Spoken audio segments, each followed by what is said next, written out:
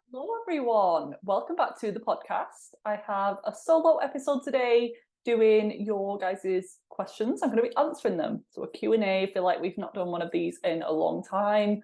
I used to do them quite frequently at the end. Maybe it was the end of last year. I would go on Instagram Live and then I would use the replays to put on the podcast. So if you want more Q&As, I do have an Instagram highlight with a ton of them. Sometimes I answer them in written form. But today I just felt like doing a Q&A. So I gathered a few from you on Instagram and we have a range of subjects. We've got thyroid stuff. We've got a lot of people feeling overwhelmed with the health and the hormones. People asking about lab testing, genetic testing, thyroid testing, liver health, gut health. So I'm excited to dive in, but just for a little life update, just while it's been a while since I've brought you in the loop. Not that much is happening at the moment, just having a great time. I feel like I have been really into personal development again. This was a huge passion of mine for years. I think even before the health stuff, or maybe when the health stuff started, just to support myself emotionally, I got really into the personal development world, Tony Robbins, Mel Robbins, Manifestation Babe, all of those amazing practitioners. And now I'm just right back in there. And I obviously finished up my Yes Supply training. So I'm a certified life coach now, EFT practitioner, hypnosis practitioner. And I'm just so happy to have more resources and tools under my belt to help you guys. So if I have more of a mindset, energetic spin on some of these questions too, rather than just the physical nutrition, diet, lifestyle, then that's going to be why. That is a very big focus of my life at the moment. And then in terms of work stuff, so in the new year, we're going to have Reprogram, my group coaching program, back again. This time, instead of a 6-week program, it's going to be a 3-month program. And just for a slight price increase as well. So instead of having my support for 6 weeks, I just felt like a longer period of time is just going to be even more beneficial. So if you're interested in that and you heard me talk about it this month, then definitely keep your eyes peeled. There will be a limited number of spaces again, just because you'll get a one-to-one session with me. So I want to make sure that I can fit you all in my calendar. And then in early 2024, I believe we're almost there. Insane. But I'm going to be launching I'm Balanced again, my mineral balancing program. So with that, you get a mineral test and also you learn how to understand the results. So you learn what your unique mineral imbalances are and then what you can do to balance things naturally and the different factors that affect mineral results, things like heavy metals, things like stress. There's so much information on there and I've had such good feedback over I think it's been the 3rd round, so this will be the 4th round coming up. So you've got that to look forward to. And the one-to-one, still the same, root cause relief, 6 months of support. So if you want that one-to-one custom package from me, the protocols, the lab testing, then that is going to be your go-to. And probably a few other things. I really want to do a meetup or like a day retreat or a workshop event, something next year in Manchester. So I would love to hear if that's something that you're interested in as well. I have done little talks in the past as part of my college. Like I would do talks on skin health and gut health, and I just love meeting people in person. So this is going to be the perfect opportunity, and probably will be a blend of the physical stuff and the mental, emotional, spiritual, and just to get a chance to meet the listeners, some of my clients too. So I will definitely keep you posted when there's more plans for that, because now it's just a thought, but I'm hoping it becomes a reality. It becomes a manifestation. That is the goal. And in life, doing pretty well. So I'm recording this in October, but it's going to be released in November. So I might actually be just coming back from London or going to London soon. I'm going on the 17th of November for my boyfriend Luke. His 30th is 3 days before Christmas. So definitely not going to be in London during that time. So I've booked us a little weekend trip away just to go and explore and eat good food and drink really nice matcha. So you'll probably be seeing some content from London on your Instagram and social media coming soon. And I think that's everything. I'm enjoying anti-life at the moment. My little niece Winnie, she's just over 3 months old now, maybe 4 months at this stage.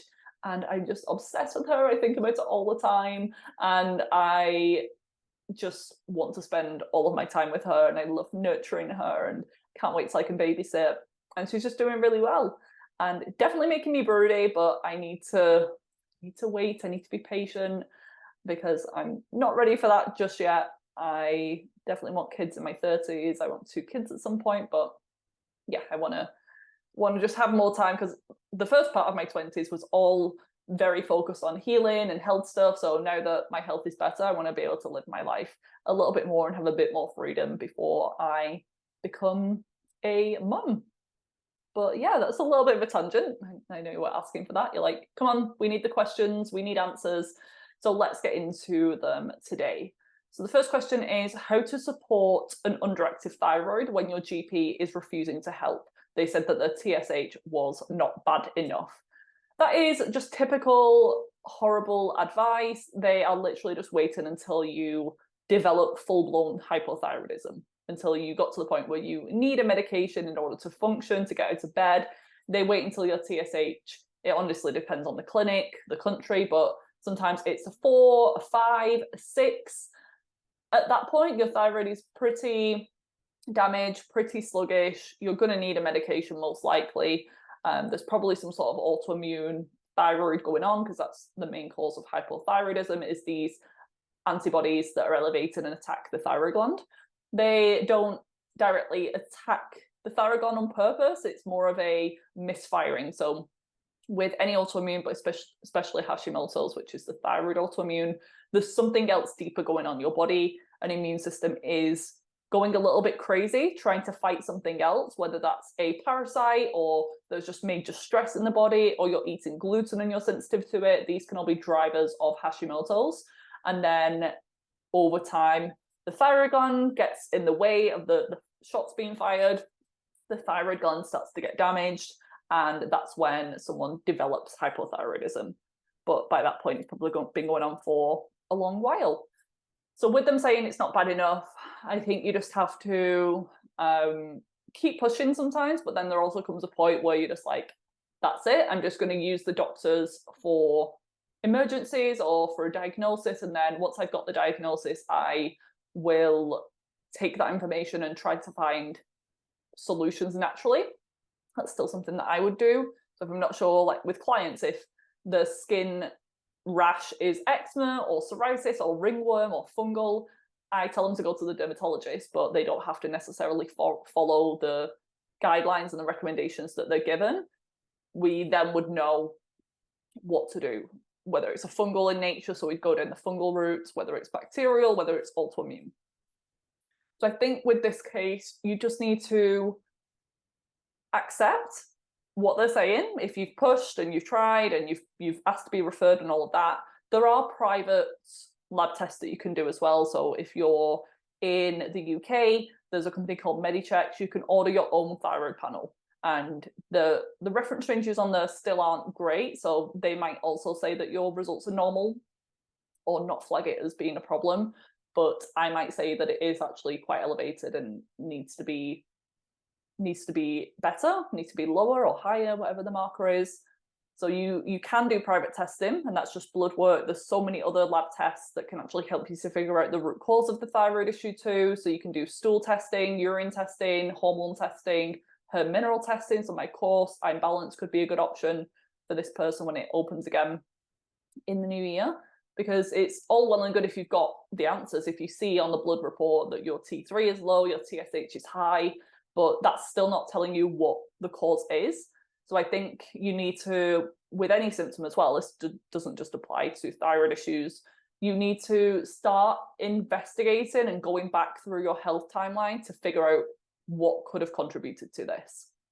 Have you gone through stress at some point in the recent past? Most likely yes. And stress is this broad category. So it could be emotional stress, it could be financial, it could be physical, it could be spiritual stress, like you're having some sort of crisis where you're unsure of your path, or maybe you've just had kids. It could be anything like that. You've had an illness. You want to go back and maybe create a timeline. I get some of my clients to do this and I go through it with the one-to-ones, but going back over the years and really paying attention to what's been going on in your health. So if all through childhood you had stomach aches and constipation or gassiness, or you had a really nervous, anxious stomach, then maybe gut health is going to be involved.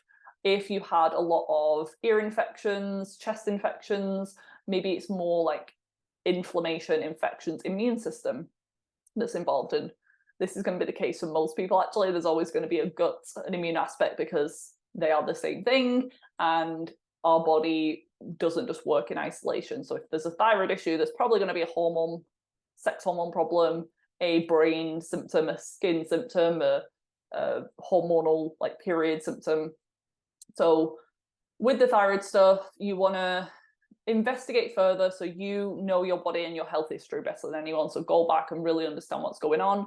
I share so many tips and resources and podcast episodes on the basic things. So make sure your stress management is in check. We don't avoid stress. We can't avoid stress, but we can control our reactions, our perceptions of stress. We can change our mindset. We can work on our mindset and do things like gratitude and meditation and journaling, or we can support our body physically in terms of blood sugar regulation, making sure we're getting good quality sleep, making sure that we're spending more time outdoors in nature and we're not glued to our phones, and having that blue light as the first thing that we see in the morning. So there are so many things that you could be doing. Make sure you're covering all of those foundational things. Get some additional labs done if you need to. Working with a practitioner is only going to speed up this too, because if you're also trying to work and look after your home and you raising a family and you're trying to fix your health issues, there's already so much on your plate. So sometimes offloading that and giving that responsibility to someone else, you will be involved in that. Hopefully you will understand what's happening and it will be a team effort, but having a practitioner in your corner is one of the best things if you can have access to that. And yeah, act now. Don't just follow what the doctors are saying and waiting until you're really struggling. It's good that you are like doing the testing, but just know that you can nip it in the bud and hopefully prevent worsening thyroid issues down the line. So do the basic things too. Go through my content if you need to get more answers, more understanding, but there is so much that can be done. And 9 out of 10 cases is this autoimmune reaction. So if you haven't had your antibodies tested, then you can also do that privately. But if you're asking for support anyway from the doctor, the only thing that they're going to do is give you medication.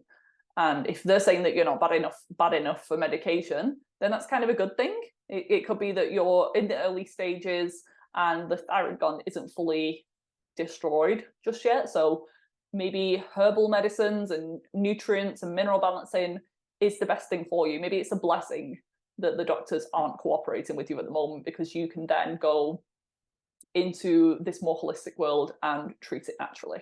Because when you're on a medication, it doesn't really fix the problem either. It just maybe makes your lab numbers look a little bit better at best, but some people do actually feel worse and end up with other conditions because maybe the thyroid looks more managed, but that underlying inflammation and stress hadn't been resolved. So they develop other autoimmune conditions down the line, or a lot of joint pain, side effects from the medication.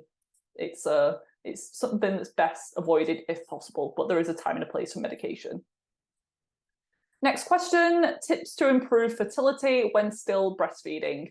So she has a nearly 2-year-old.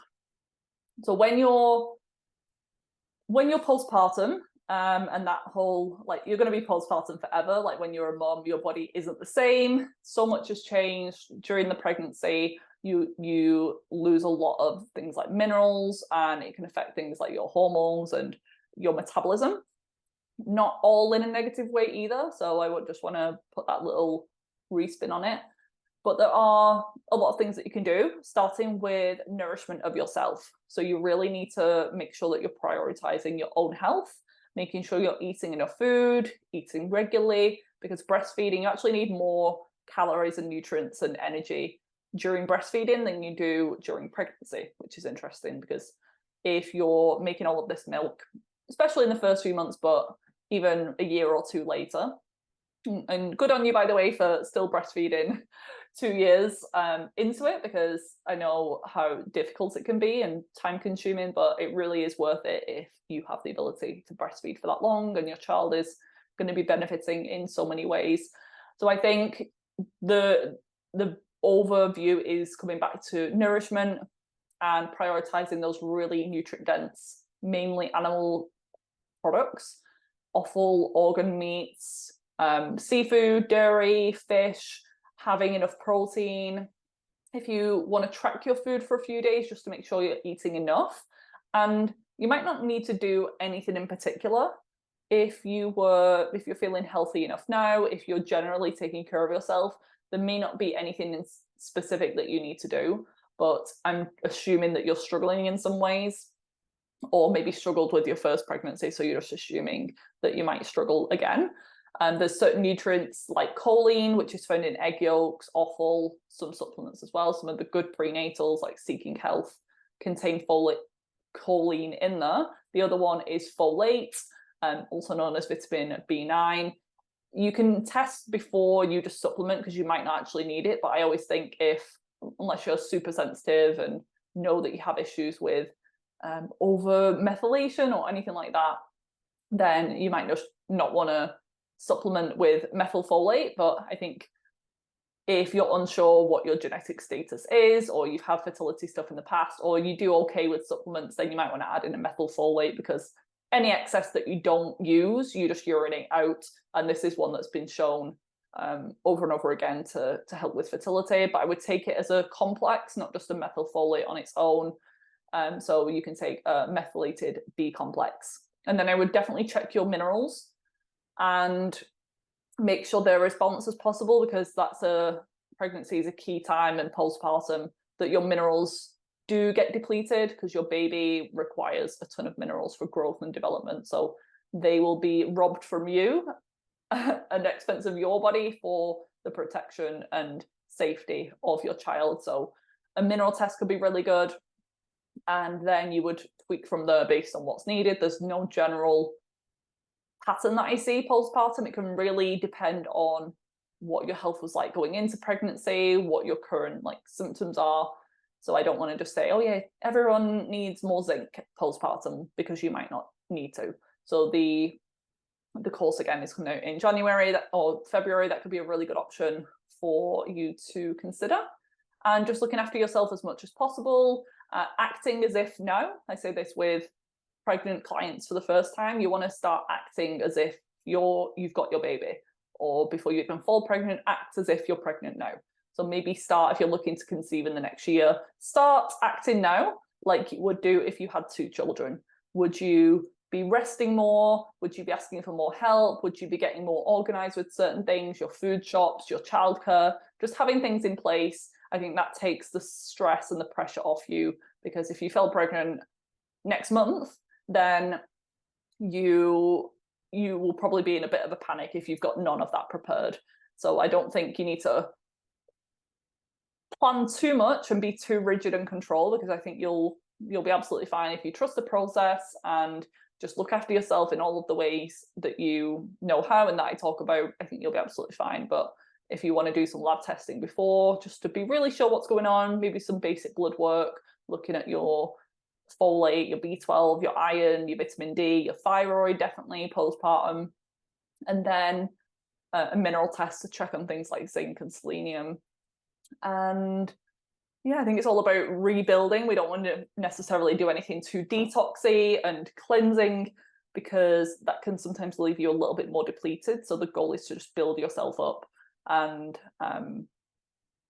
nourishment again.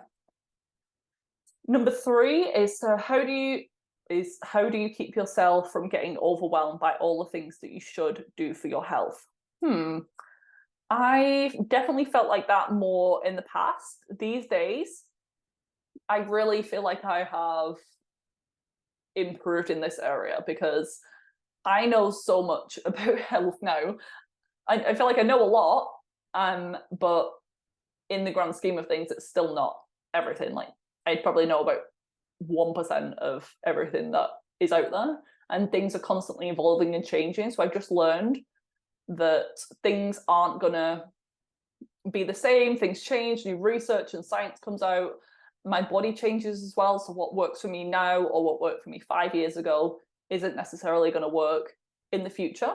And some of the things that I learned even at college turns out now to be a bit outdated or not true or not applicable to my body. So after just all of these years now on my health journey, I have just realized that I just need to listen to my body and stop taking in so much information of people telling me that I should be doing this or need to be doing that, because I just have to do the basic things that I know work for my body. And if I do that and I'm feeling good, that's all I need to do. I don't need to keep doing more and more. I don't need to keep researching and getting obsessed with these new things that are coming out. Unless you just want to try it, it's okay to be like experimental and a bit of a guinea pig if that's something that you love. I'm not going to take that away from you, but there's also the other camp where you just get so overwhelmed it becomes paralyzing, and you get analysis paralysis where you just are so disconnected from your body. You're just listening to everyone else other than your intuition. You're looking at these experts, quote experts online, and they're just giving these blanket statements and blanket recommendations that aren't even customized to your body. So if you try them and they don't work, it doesn't mean that you just keep trying harder and harder or adding the next thing in. Sometimes it's getting back to basics and really looking at what's helped you the most. What do you feel the biggest difference with in your routine and your supplements, and just crowding out and droning out the noise a little bit more. Stop listening to so many podcasts. Like if you want to listen to this one, amazing. I would love that. Love for you to continue supporting the show that way. But at some point in my health journey, I had to stop all of that because my brain was getting so overwhelmed, and I was still actively in that healing phase where I was just desperate to get better. Whereas now I can listen to these shows again and read books on health, but it's not as obsessive as it used to be. There was a period of time where I just had to like block it out, unfollow people, not listen to podcasts on health and detox. I would just listen to comedy shows or like dating podcasts, or I would read fiction books. God forbid I wasn't doing something to like learn right before bed, but that actually really helped me. So I just think it was a mindset shift in me through experience. Maybe you'll get there. Maybe what I've just said is enough to help you and give you permission, if it has to be that way, for you to not feel that way and not compare yourself or beat yourself up that you're not doing enough. But it could also be that you need that moment of, right, enough, I need to change, I can't keep doing this. So it depends. Next question is why is my prolactin and gamma GT, which is a liver enzyme, still elevated high if I'm doing everything to help my thyroid, gut, and liver? So I don't think you're doing everything, because that's a lot of things, and you might have been on the right track, but it might just not been enough time. These things take time to undo, years, sometimes decades of imbalances. So that's point number one. It may just be that you are on the right track, you're doing the good things, but you just need to be patient and keep doing them. It could also be that you are missing something. There's so many nuances when it comes to healing the gut or detoxing the liver. If you're just throwing gut healing or liver detoxing supplements at it, like milk thistle, you're using like bone broth and collagen powders and L-glutamine to heal your gut, that's not really gut healing. So if someone has, like a different practitioner is giving you a plan and they're like, this is going to heal your gut, this is going to detox your liver, but all you're doing is dandelion tea and milk thistle capsules, that's not enough. So for me, healing the gut is looking at the different overgrowths and infections and imbalances that are in there, reducing the load using things like antimicrobials. This is a several month process. Then going in and healing the gut, resealing the lining, using anti-inflammatories, using prebiotics to support the growth of the good bacteria.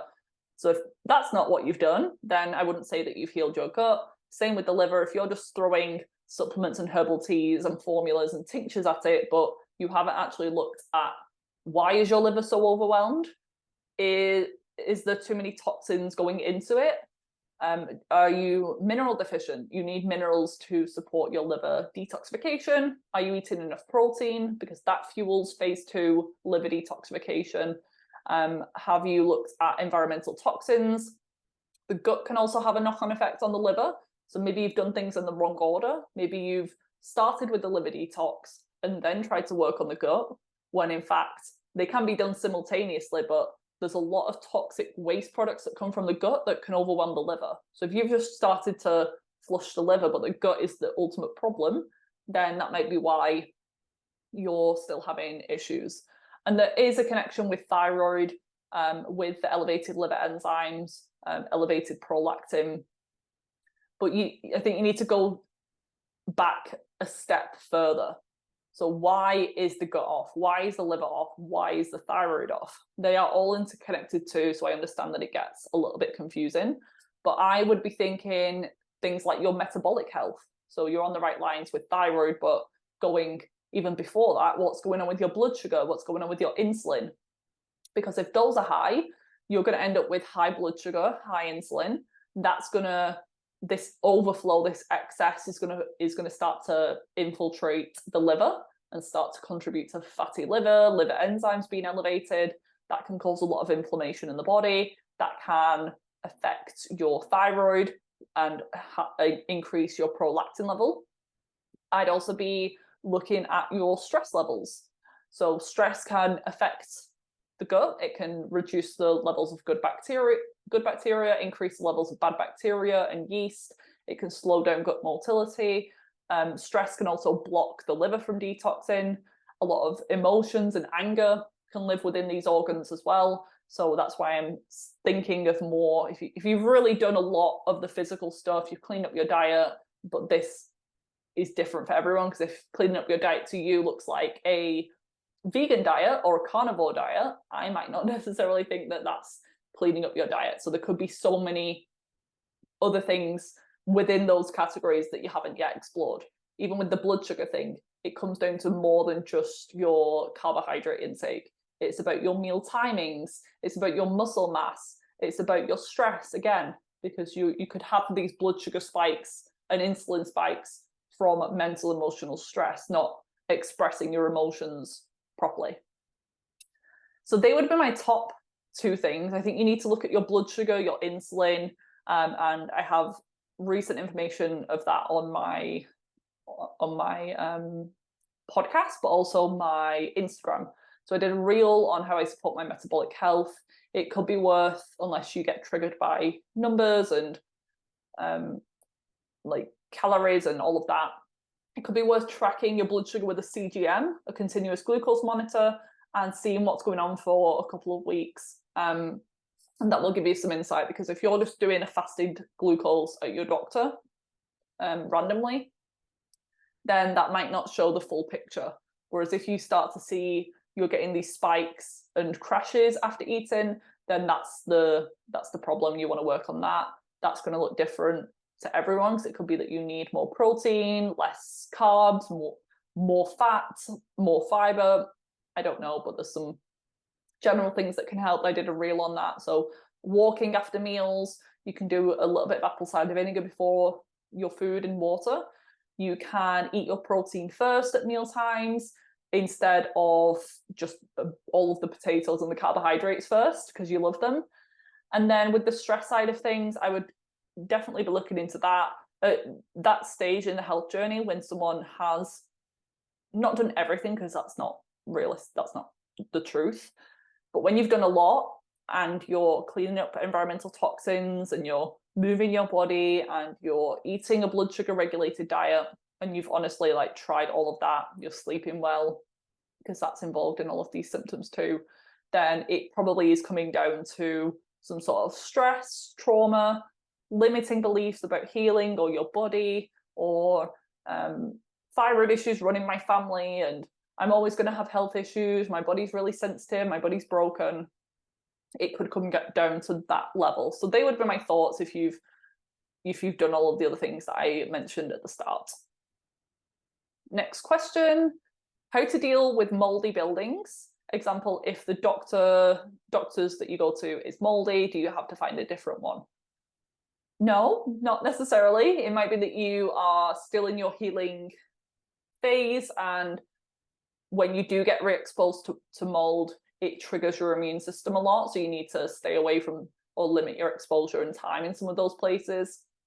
That happened to me. So I'd lived in that house that I was sick in for 20 years because that was my childhood home. But it wasn't until the last few years that I started to get sick. So that just shows it's not just the house, it's all of the other things that started to happen in my life that tipped, like it was the straw that broke the camel's back at that point. So the fact that I went on birth control pills, the fact that I stressed my body out with over-exercise, dieting, I was drinking alcohol every weekend, I was eating junk food, all of those things then meant that the mold became a problem. So then when I moved out of that place, and I was very sick towards the end of the stay there, that was 2020, I moved into my previous apartment. That's where I ultimately healed, and I did a lot of like recovery in that place. But for the first few months, I'd say the first definitely 3 months, but maybe 6 months, I really tried to limit my exposure to mold. So I was a bit of a hermit, honestly, and I maybe at the 3-4 month mark actually went to go to a PT session, and this was in a local building, and it was a basement, and it was so moldy, and I could see mold visibly with my eyes. And I tried to not let it stress me. I was just focused on the workout, and I honestly wasn't worrying that much. I just felt uncomfortable, and I really didn't like the smell, and I felt like it was doing something to my body. But then afterwards, I did have a big crash. Who knows how much of that was psychologically brought on by my worrying, my, at that point, fears around mold, but it was also having an effect on my immune system and my nervous system. And I had such low mood. I had, can't remember, like headaches. I felt really weak and dizzy afterwards. So it can affect you, but we can't just avoid it forever and not live our life. We have to go to the doctor's office sometimes, and we have to visit our family's house. And during that time, I really tried to not go back to my family home because they hadn't remediated or done anything at that point. But I asked them to come round to my place instead, or we'd meet outside somewhere and do something as a family. And I could actually smell the mold on the clothes for those first few months, because my sensitivity became even more heightened, because it's like what happened if you go gluten-free. Sometimes people swear they don't have an issue with gluten, they eat it every day because they don't get any bloating or reactions, or they think they don't have anything obvious, but they just don't feel well in general. So then when they clean up their diet and they cut out gluten completely for a few weeks, they then notice a lot more when they've had the gluten. So they start having like really bad stomach pains, or they feel really sick and bloated after having it, and they blame going gluten-free for that. They say things like, oh, I developed a sensitivity when I cut it out, I should never have cut it out. That's not the case. It's that you were always sensitive. Your body is just showing you way more obviously that that wasn't a good food for you. And it's the same with mold. Sometimes when you've had a break and you move out, or you start remediating and then you get exposed, sometimes it can feel like you're having a more exaggerated response, but it's just that you can see that more obviously. And you probably are getting better, you probably are healthier, but it's just that your body is trying to tell you to limit your exposure as much as possible. So if you can limit it, and there is a different doctor's office or gym nearby or library, or your family can come to your house instead of you going to theirs, anything like that, just do the things that you can. But also there comes a point where the limbic system rewiring and the mindset work is more effective and is actually the priority, because you can't just live your life in fear and never go out your home again, because we are meant to be exposed to some mold every now and again. And I'm not talking about a building that's got black mold and mushrooms growing out the walls, like I wouldn't want to go into there, and that's not helpful, or that's not safe for people's health. But if it's just that you suspect there's mold, or there's like a little patch on the ceiling, I see it everywhere now. Like, I'll go to the shopping centre and I'll see patches of mold on the ceiling, but that doesn't mean that I don't go in there and that I don't buy clothes from there in case there's mold, because otherwise you're never going to be able to live your life. If I order a sofa and I'm stressing about whether the warehouse that it was stored in is moldy, like, what am I going to do? I can't micromanage and control every little thing in exposure in my life. And I really had to work on that, because I have some control issues just in general, that do stem back from my health journey, I feel. But I feel like you'll just have to play it by ear and just see if you can challenge yourself a little bit. Don't put yourself in a huge flare or an obviously like dangerous building if you can avoid it. But then it might also be that pushing yourself out of your comfort zone is going to provide you benefits in other ways. So me eventually going, like, because at Christmas, my mum hosts Christmas, or has done, like, up until now. Like, I want to host it this year. But me going that Christmas, so in 2020, I went round to theirs on Christmas Day, and I was a little bit unsure because it was like at the 6-month mark from when I'd moved. I hadn't spent several hours there. I'd just done like a pop in and out visit every now and again. But I spent the whole day there, and me doing that allowed me to challenge myself, prove to myself that I was safe, everything's fine. I got so many more benefits in return because I spent time with my family. I had a nice meal. I had the best day ever. And over time, I just thought less and less about the mold. And it actually didn't affect my body then, because I was healing and supporting myself in so many ways, a lot of the mindset work too. So I hope that helps. It's the same with houses. There are people who do need to move and or remediate and really work on the air quality and get dehumidifiers and filters, and maybe stay in a temporary location if they're really sick and struggling. Sometimes you do need that break just to let the body recalibrate. But then there's also people who are living in mold, and maybe it's not visible, but they've done testing, they found it in their body or their house. But those people might actually do better with, yes, getting filters and dehumidifiers, just because that's good for everyone and optimal health, and many more environmental toxins than just mold. But those people might actually do better with more of the mindset work. So really working on that fear around mold, the control issue, the belief that their body is broken and it's always going to be sensitive and reactive because of their genes or their family history, or the fact that they've had health issues for 10 years. So I feel like you're going to know which camp you're in after listening to this. Next question, just to kind of tie into that one, because someone's asking, what do I think about genetic testing, especially to inform you what to eat and supplement? I'm not a huge fan. I think I went through a phase a few years ago, I think it might have been when I was at college or for the years after, where genetic testing was becoming a big thing. And there were these companies that would do gene testing or reports that would tell you, like, you do better with this type of exercise, these supplements, you have these genetic SNPs, which is a mutation, so this is what you need to do. And for some people it helps, but we have to remember that genes aren't our destiny. And I've worked with people before with, really, when I was doing more gene testing, or I've done training in analyzing, so I'll always look at someone's genetic report if they send it to me and they bring it up in conversation. I'll be aware of it because I think it is important and it can be helpful, but I don't think it's enough, because some of the sickest people that I've worked with have actually had okay genetics, or I find that people have like similar genetics with detox or methylation. They're just common over and over again. But then I have people who are pretty healthy and they have a ton of genetic mutations and they're absolutely fine. And this is because our genes can be turned on or turned off.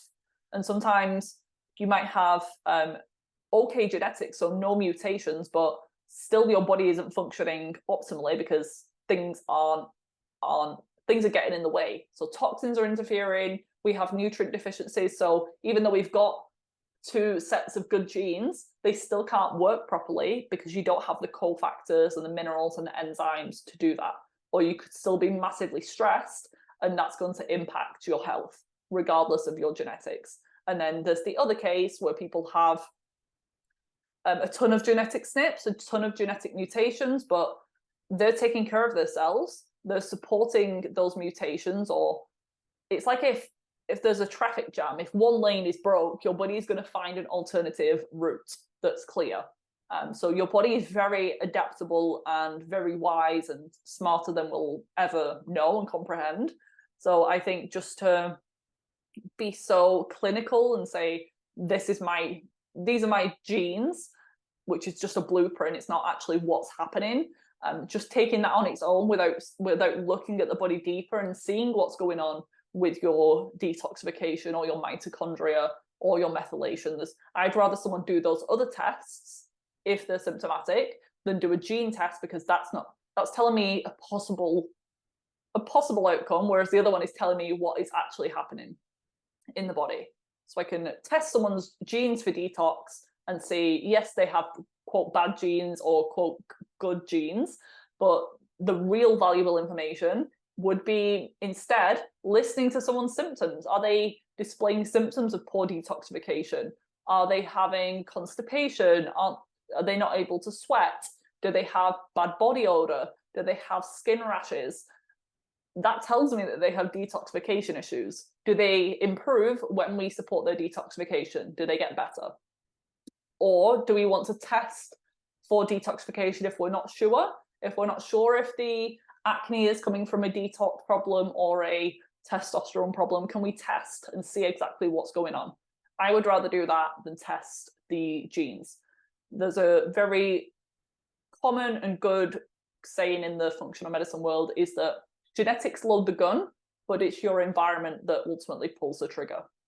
So these people making drastic life decisions to have a mastectomy or have a hysterectomy because they have a history of breast cancer, ovarian cancer in their family is pretty ludicrous to me, because with things like cancer, only 5 to 10% of cancer is actually genetic. And even with those, that doesn't mean that you're definitely going to get it. Your environment is still the main thing that affects it.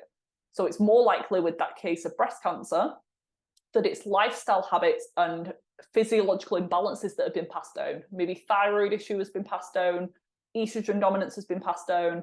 Maybe you all were similar beauty products or all live in a similar area that's exposed to a chemical, or maybe you all eat in the same way, so you all struggle with your weight or your gut. Maybe that's the driver instead of your genes. There are genetic conditions out there. I think the one that we learn at school is Huntington's disease. Like if you've got the genes for that, you're going to get the condition.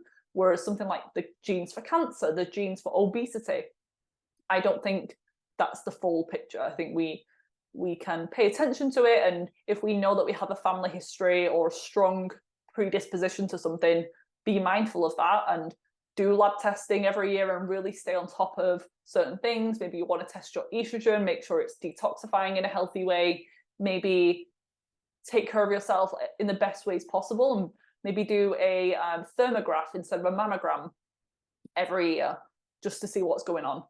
But just to take those drastic measures and just whip out these organs and have these surgeries and interventions that are really serious and can cause more health issues as a result, I think that needs to be the last step if you're going to do that. You want to rule in or rule out all of these other things first, and that should be, in my opinion, your last resort. Next question, what to do for a salicylate intolerance to food, please? I had the same thing. So I had multiple food sensitivities. At one point, I was down to about 10 foods. One of them was swede. The other one was squash. And now with it being like root vegetable season, I always just remember that time where that was my diet, like 24/7. I've shared this story before, but I used to go to this organic grocery store. If you're from like near Manchester, it's the Unicorn Grocery in Chorlton. I love it there, and I wish I could go back more, but it's just a bit of a trek to get to now. But they have some like really amazing veg, and I just used to live off the squash because they'd have all different types, and I was never sensitive to the squash, so I'd have that breakfast, lunch, and dinner with some sort of meat. But I totally understand the food sensitivity piece of it. It is real, it can affect you, and we have to remember that it still is a symptom of a deeper problem. So I really wish I would have known this at the time and not just thought that histamine intolerance, which is another food compound similar to salicylates, I felt like that was the answer to all of my problems. And I, for a while, just stopped investigating why that was happening. And I just accepted my fate. And I was like, okay, this is me. I'll just be low histamine forever. And then I restricted my diet, had some improvement, but then I didn't have full improvement. So I just kept going. I was just so hyper focused on the food for so long that I then went to nightshade vegetables and salicylates and oxalates, and I just kept cutting and cutting and cutting. And the more that I cut and restricted, the harder it was for me to heal, and I was not getting better. I think it's helpful sometimes to reduce or avoid the food if you're really reactive. So if you have a salicylate rich food, an example of that is coconut oil or olive oil, berries, anything brightly colored, they typically tend to have salicylates in there. And some of the symptoms that you might get is coughing, wheezing was one for me, facial flushing, redness. Some people have like joint pain, headaches, and it can cross over to histamine intolerance. So some of those people can react to salicylates too. But I really don't think it's something to dive deeper into unless it really makes a difference for you to reduce those foods. And at the same time, you're working on the root cause of the salicylate intolerance, which often comes back to a liver detoxification issue. For me, the mold toxicity was the biggest driver. Just to get a little bit sciencey, the mold toxins were blocking pathways in my liver that also detoxify salicylates and histamines. So I could reduce them, but until I dealt with the mold, that pathway was still blocked. So as soon as I add them back in after a break, it would still be the same problem. So I actually needed to deal with the mold first, and the liver detox issues. Gut health plays into it, just general dysbiosis, nutrient deficiencies, things like mineral deficiencies do play a role as well, like they do with all food sensitivities, because you need nutrients and minerals to break down and process these food compounds. So I hope that helps and gives you some direction, and you can be mindful of the foods and not overdo it, and maybe eat a little bit lower salicylates if that's definitely the cause, but please work on the root cause simultaneously and have in mind the idea to bring back those foods. Don't start associating those foods with negative symptoms and inflammation and I'm allergic to this food or I can never eat that food again, because that's very problematic for the brain. You want to reframe it as, right now I'm not eating a ton of these X foods because it's not working well for my body at the moment, and I'm excited to introduce it again in the future. You can see how that's so much more supportive, and you're so much more likely to be able to introduce it back in the future when you say it in that way, instead of that food is bad, that food is dangerous, that food causes problems. Even when you heal the root cause, if you've created that pathway in your brain, that's why it's going to be so difficult for you to bring it back in the future. And some of those foods are very healthy, very nutrient dense. So that's why I'm saying try not to cut them out if you don't have to, and just see how you get on supporting your detoxification and your inflammation levels in the meantime. So it could be that you can keep the food the same, you're just supporting the detoxification better. Next question is, someone asked 2 questions. So she said, healing the gut and the liver, or your healing journey from beginning to current. So I feel like I can answer the healing gut and liver question within my health journey. And I have done specific episodes on this on the podcast before, but just to say it in a pretty speedy way, otherwise we could be here all day. is that I didn't think that I had a ton of health issues until I hit about age 17, age 18. And looking back now, I did have little things. I had a lot of car sickness, travel sickness, nosebleeds. They're called ice pick pains. So me and my brother would have the same thing where we would call it lava. So we'd get this sharp cracking pain in the head, and then it would feel like this rush of blood going through my head. So we called it lava, like a volcanic eruption. And we would laugh at it, but now I know it's an ice pick pain. Someone can have it somewhere else, like in the arm, in the stomach, and it's quite painful. Now I know that that's coming from mold toxicity a lot of the time. So I've been living in that house since I was 4 years old. And when I was about 17, 18, I started to get drawn in by diet culture and body image stuff. I thought I was overweight. I wasn't. And I started to go into the gym, over-exercising, under-eating, lost my period because I lost too much weight and wasn't eating enough, developed cystic acne, developed hair loss, ended up going on the pill because I was diagnosed with PCOS. The pill made everything worse, the first pill especially that I went on, so that only lasted 2 weeks. Then I went to a different pill, stayed on that for 2 years. It helped get my bleed back. That wasn't a real period, now I know, but I was bleeding again. My skin kind of cleared up, but not fully. My hair loss stopped shedding, but it never grew back. And then I stayed on that pill for 2 years and started to develop other symptoms, like more random symptoms, like the food sensitivities. I started to get headaches. I think I had thrush one time. I'd never had that before. I started to get bloated. And then when I was 19, I went working in America for the summer. So I did Camp America and worked in Pennsylvania for the summer. So for about 9 weeks, I was out there. In that time, I was away from my home. So I think I was starting to detox the mold, but I was stressing my body in so many other ways. I was working so hard. So we were up at like 6 a.m., sometimes didn't finish till midnight in the scorching summer heat in the northeast of America. And I was just working out all day, every day as a yoga and Pilates, yoga and aerobics instructor. And yeah, sleep quality was bad. In that trip, I had really bad food poisoning a few times, and I contracted Lyme disease from somewhere, a tick bite or an insect bite. Don't actually know where, but I've since tested and it showed Lyme and co-infections, which also complicated the journey. So when I came back from that trip, nothing was the same. I couldn't even drink water without being bloated. I was so starved of nutrients because of the crappy foods that I was eating at the camp, like pizza, and I was trying to still eat healthy and like diets kind of, but I would just eat like bowls and bowls of oatmeal and just like plain chicken and salads. Definitely not enough to sustain me. So when I came home, I was re-exposed to the mold again, and it had been a really hot summer. There had been another leak at the home around that time. And that's when I started to look deeper into actual nutritional healing and a proper diet and a proper healthy lifestyle.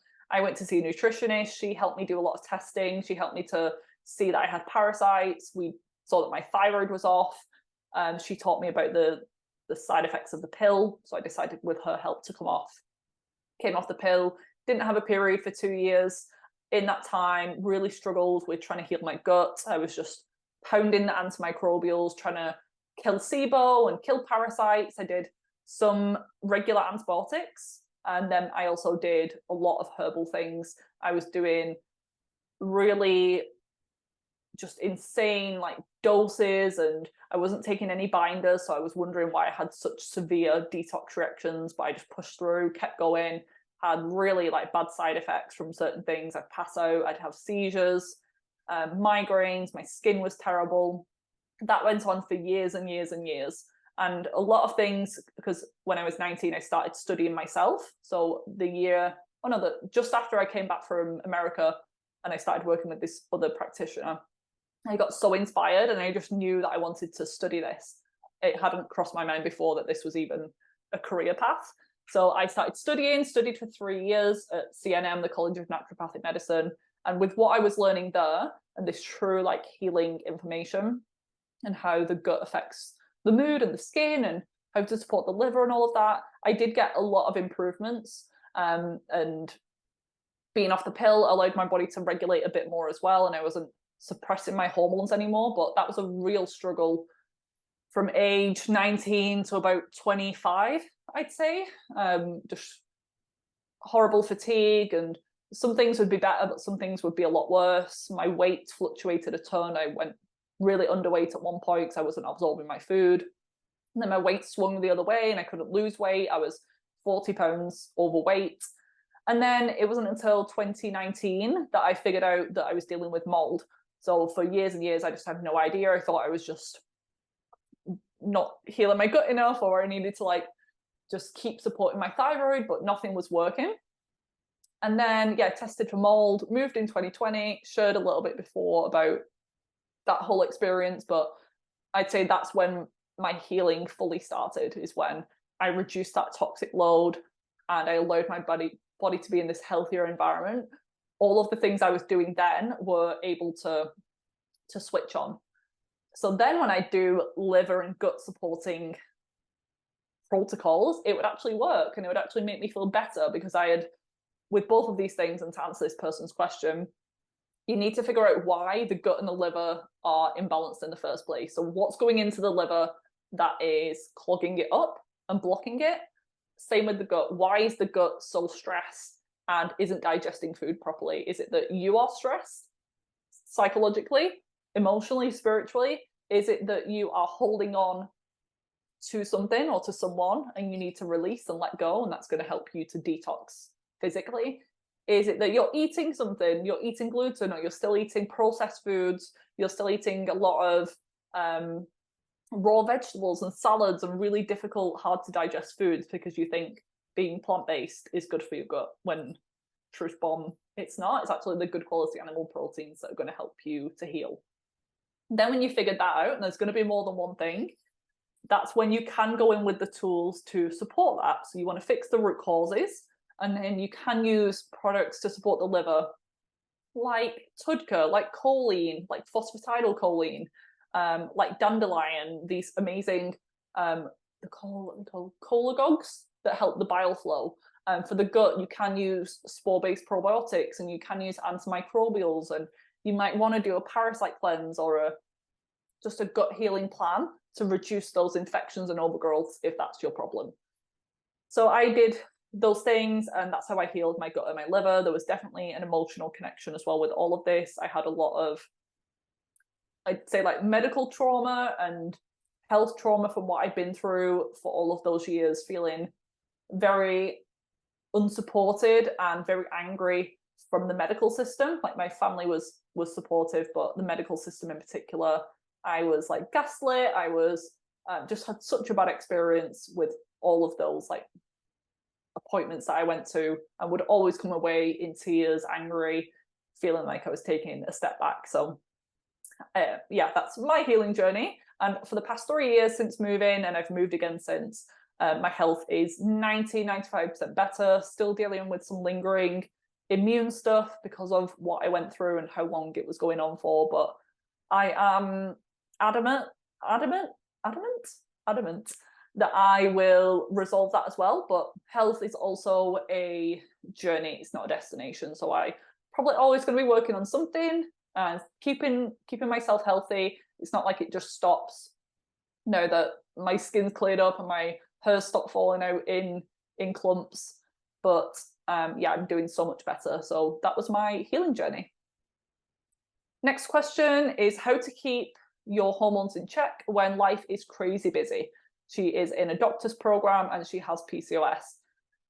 Same things as I mentioned before, so I hope you've listened to the previous recommendations and it's given you a bit more inspiration. But for you, I would say get back to basics. I feel like stress management would be the best and most supportive tool for this person, because it sounds like she has a lot going on.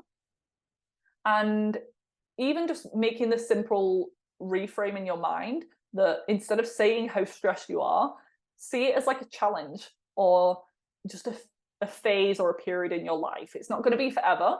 And once you have graduated, you've qualified, hopefully life calms down a little bit more. but you just have to do what you can right now. Because if you're also beating yourself up at the same time as being busy and having some stuff on your plate, it's just going to add to the problem. So instead of like shooting yourself again in the foot when you're already stressed, why not support yourself and reframe it? Do what you can, fit little things in throughout the day, a few moments every hour or so, just to check in with your body, your breath, change your posture, relax your muscles, give yourself an affirmation in your head like, everything's okay, I've got this, I can do this, I'm safe. Those are some really good ones for women in particular. And do some deep breaths. That's one of the best ways to calm your nervous system. So just checking in, making sure that you're not grinding your teeth, clenching your jaw, holding your breath. You can do a power posture. So literally like standing with your hands on your hips. You can do this in the bathroom of your school. And that can help to improve your cortisol balance and boost your hormones and balance things out.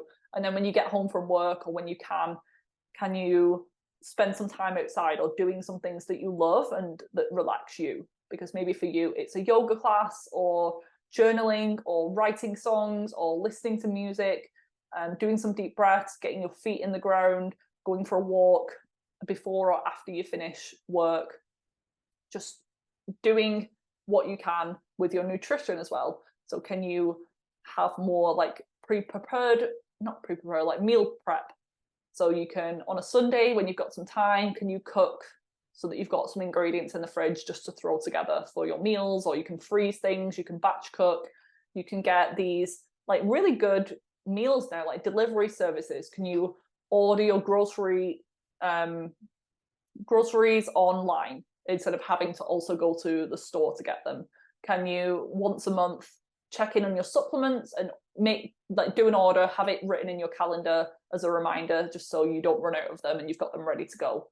Can you just try and have some sort of morning and evening routine where you spend minimum 5 minutes first thing and before bed, just to really center yourself again, prepare or end your day in a good way, not on a negative note, like, oh my God, what have we got to do today? Or what do I have to do tomorrow? Or that was a really terrible day. Can you do some gratitude and instead think of something positive that happened, or something that you're looking forward to that day? So I think organization, mindset shifts, stress management, incorporating that in, and nature would be my top advice for you. And then I think very last question for today is, it's not really a long question, but can't digest fats, any tips? I know we only get like a small amount of room on the question box, so I feel like I understand this question. I had the same problem. This is usually an issue with your liver, gallbladder, bile area, that whole biliary system as it's called, and digestive issues, obviously. So your liver, gallbladder, and bile flow is part of your gastrointestinal system. People who also struggle with SIBO, small intestine bacterial overgrowth, or fungal overgrowth, parasites, low stomach acid, can also have issues digesting fats. So you can take digestive enzymes, specifically ones that have ingredients like lipase in there, or it'll say like this supports fat, like fat digesting enzyme, but lipase is the most common one. So it's an enzyme that breaks down lipids. You can also support your liver, your gallbladder, your bile. It depends on where you're at in your journey. So I'm just going to like give you a few things to investigate, but it's always best to work with a practitioner who knows you and your situation if possible. But I really benefited from compounds like TUDCA, choline, it's that phosphatidylcholine again, bitters. So you can take digestive bitters too. That's going to kind of help with digestive enzymes as a whole, but specifically fats, because it's targeting the liver and gallbladder. Or just eat more bitter foods in general. You can just search what they are, but things like rocket or arugula if you're from the US, things like a strong dandelion tea before each meal can help. Things like a shot of apple cider vinegar in water or lemon water can help with stimulating your liver. And you might want to back off a little bit if you're eating a very fat-heavy diet, and especially a diet that's got a lot of polyunsaturated fats in there, or these omega-6 rich oils. like canola oil, sunflower, soybean. If you've recently been eating them, or you've still got some of them in your diet, they take a while to get out of the system. It could be that your body's a bit overwhelmed with all of the fats and the bad types of fats, so you might need to reduce your fat intake slightly. As if you're doing keto or carnivore and adding coconut oil and olive oil and ghee and butter to everything, it could just be that you're eating too much, so just back off. You do want to consume some fats in your diet because it's so helpful for your hormones and everything, but some people are just overdoing it when they're in the health world. So you can support your enzymes. The mindful eating is a big one too. So you want to make sure that you're eating in a relaxed state. You want to make sure that you are having a good posture again to help with the digestion. You're slowing down, you're taking some deep breaths. Your mindset is in the right place. So when you go into that meal, don't be freaking out that you are going to react, because you probably will. So you can say things like, my body knows how to digest this meal. My body accepts this food. My body loves this food. My digestion is strong. I can handle this. You can think of the benefits that it's going to give you. So this amazing piece of beef is going to help with my hormones. It's going to give me the B vitamins and the proteins in order to heal, because I understand when you've got these food reactions and digestive issues that you can start to develop worries and fears before eating, and that's the last thing that we want, because that's how we make a lot of our enzymes, is from the mental side of things. It's called the cephalic response. When we see, when we smell, when we feel the food, when we look at the food, we produce a lot of our digestive enzymes in that moment. And you might, like, if those things still don't work, or you feel like you're reliant on the digestive enzymes and the bitter foods, and as soon as you stop doing them, it comes back, it could be that you need to look a little bit deeper. And there's things like estrogen dominance that can make your bile very thick, sludgy, and bile is what helps you to absorb the fats. It's like the detergent that emulsifies the fat and then allows you to absorb. So it could be that you look deeper into estrogen dominance or low progesterone levels. It could be that you have an issue with your thyroid, and it could be that you need to work more on these infections in the gut, or these imbalances in the liver. These toxins, things like mold, again, can affect the liver, clog up the liver. They can make the bile very stagnant. So it can cause biliary stasis. So it really stops the flow of bile. So you can see, you can do all of the liver enzymes and flushes in the world, but if the ultimate problem hasn't been resolved, then you're not going to get long-term results. Okay, I feel like my voice is starting to go, so I'm going to leave you with that question. We've got through all of them anyway, so thank you for submitting them.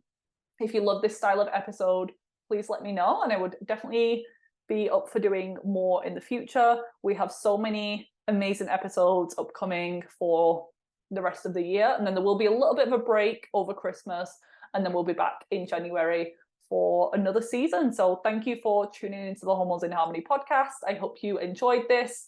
I would love for you to share any takeaways, any wins, share a screenshot of you listening to the episode. I always love to see that. And yeah, I'll see you back here next week for another one. I really hope you enjoyed this episode. If you did, I would love for you to leave me a rating and review on your podcast app, as this helps to support the show and it allows it to reach more people with this valuable information. Come and say hi over on Instagram. I'm at Viva Natural Health. And if you haven't already, check out my website, vivanaturalhealth.co.uk, for tons more free resources and to discover how I could support you further. I currently offer one-on-one consultation packages if you want my top level support, then more affordable group programs and self-paced online courses. So there really is something for everyone. Enjoy the rest of your day, and I'll see you back here next week for another episode.